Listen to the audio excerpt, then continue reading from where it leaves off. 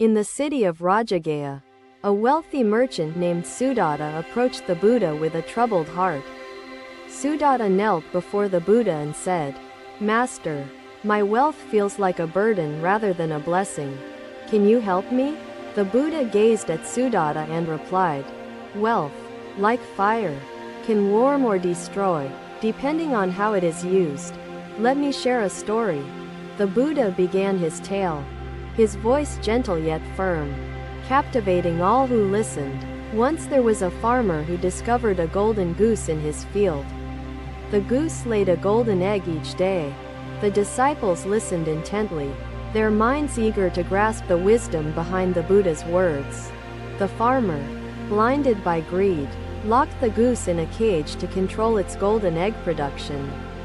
Sudatta furrowed his brow, sensing the moral of the story unfolding before him.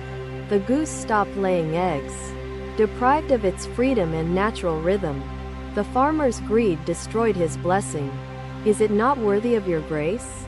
the merchant asked. The Buddha smiled gently, his eyes reflecting a deep, infinite understanding of life's impermanence. "Use it wisely, with compassion, or it becomes a source of suffering." The disciples nodded, inspired by the simplicity and depth of the Buddha's teaching. Generosity transforms wealth into a bridge of compassion, connecting hearts and healing suffering, the Buddha explained. Sudatta asked, "Master, how can I cultivate generosity when fear grips my heart and clouds my judgment?" The Buddha said, "Sudatta, begin with small acts of kindness, planting seeds of compassion in the garden of your soul." The Buddha nodded approvingly, his gaze shifting to the crowd, his words reaching their hearts like ripples on water. "Possessions, like this bowl, shine brightly but obscure the greater light of contentment found in simplicity," he continued. Sudatta bowed deeply, his heart filled with gratitude and a renewed sense of purpose. He said, "Master, I will use my wealth to help others, transforming my golden cage into a bridge of compassion." Arav frowned. "I fear losing everything. Master, I understand now. This bowl's true value lies in how it reminds me of life's impermanence," the merchant said. The Buddha said, "Let go of proving worth through external means. True worth emerges when you understand and embrace yourself." The disciples absorbed the lesson, the golden bowl becoming a symbol of the teachings they carried into their own lives. As the sun began to lower, casting long shadows, the Buddha rose, his movement slow and deliberate. "Let us walk the path of simplicity, not to renounce the world, but to transcend its illusions," he concluded. The gathering dispersed, their minds and hearts lighter, their steps quieter, carrying the profound wisdom of simplicity forward. Sudatta replied, "Master, I am grateful for your wisdom, which has freed me from the shackles of greed and fear." The disciples expressed their gratitude to the Buddha, praising his ability to guide them toward enlightenment. "Resilience feels elusive when my mind is clouded. How do I unburden this constant flood of haunting thoughts?" The Buddha replied softly, "Silence and reflection calm waters." Sudatta bowed once more, his heart light and his soul free, a beacon of hope for all who knew him. Another day, the Buddha and his disciples traveled to a small village nestled among the hills. The villagers welcomed them with humble offerings, their hearts full of reverence and gratitude. Among them was a widow named Amara, her hands trembling as she approached the Buddha. She offered her last handful of rice, a gesture of profound generosity despite her own poverty. The disciples watched in awe, moved by the depth of her selflessness and courage. The Buddha nodded, his expression neither approving nor disapproving, embodying a timeless patience. "Javaka," he said, "tell me, do you believe the silk robes bring lasting joy or temporary fascination?" Javaka hesitated, his inner conflict laid bare in the quiet of the moment. The villagers gathered closer, their curiosity piqued by the Buddha's words and the significance of Amara's actions. The Buddha, began to speak, his voice carrying a sense of profound wisdom and peace. Once there was a king who possessed vast riches but lived in constant fear and discontent. The king, despite his wealth, felt a deep emptiness, a void that no treasure could fill. The other disciples gathered, drawn by the dialogue, their attention sharp as they absorbed the unfolding lesson. The Buddha bent down, picking a blade of grass, its simplicity profound in the context of the conversation. "Javaka," he said, holding the grass aloft, "does this humble blade lack worth because it is not silk?"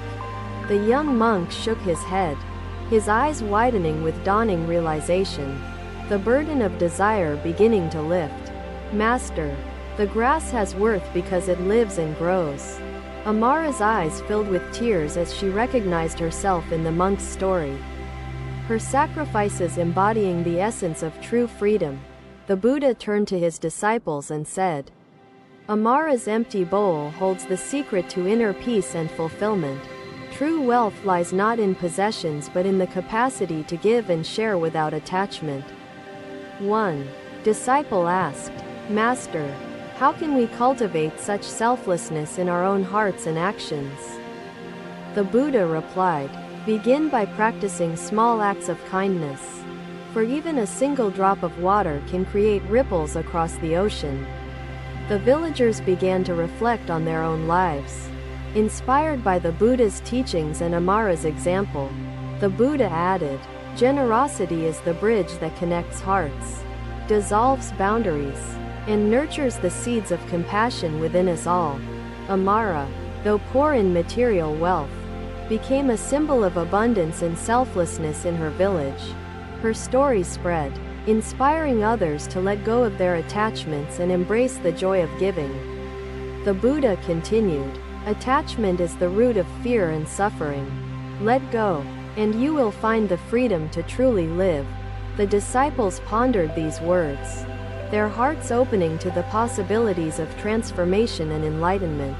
Amara's empty bowl became a symbol of the village's newfound spirit of generosity and interconnectedness. The Buddha said, "By giving, we receive. By letting go, we gain the boundless riches of the heart." The villagers began to support one another, sharing their resources and cultivating a community of care and compassion.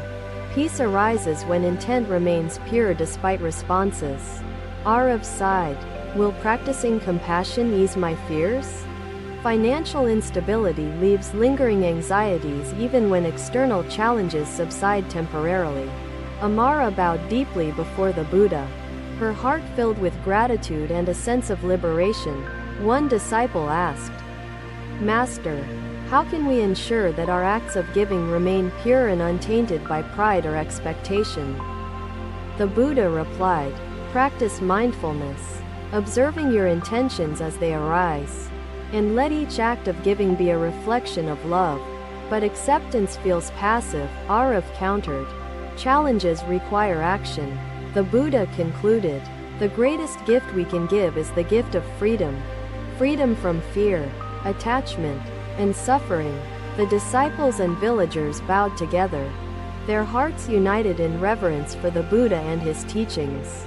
The disciples, carrying earthen bowls, followed their master, their footsteps forming a rhythmic cadence along the path. As they walked, a farmer appeared, his cart laden with fruits, his expression weary but kind. The farmer hailed the group, bowing deeply before the Buddha, his movements filled with respect and hope. "Blessed One," the farmer began, offering fruits and water, "I toil each day, yet prosperity eludes me." The Buddha said, "True wealth is not measured by what we hold but by what we release into the world with love."